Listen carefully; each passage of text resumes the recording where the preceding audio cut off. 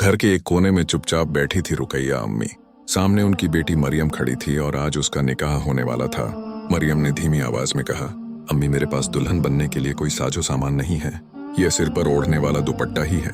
रुकैया अम्मी ने होठों पर मुस्कान लाने की कोशिश की और कहा, बेटी असली खूबसूरती दुपट्टे में नहीं होती, तेरी सच्चाई और तेरी हया ही असल जेवर है। लेकिन अम्मी का दिल अंदर ही अंदर रो रहा था। उस रात अम्मी ने अपने दिल में एक पक्का फैसला किया। सुबह सुबह वो अपने हाथ की चूड़ियां और कानों की बालियां बेचकर कुछ पैसे ले आईं, मगर फिर भी पैसे कम पड़ गए। अम्मी ने आखिर में क्या किया, उन्होंने अपना ही खून बेच दिया। उनका चेहरा पीला पड़ गया, जिस्म कमजोर हो गया, लेकिन हाथ में निकाह का जोड़ा और एक छोटा सा गहना आ गया। मरियम हैरान होकर बोली, अम्मी ये सब आपने कैसे किया? रुकैया ने बस इतना कहा, बेटी तेरी खुशी मेरी जन्नत है।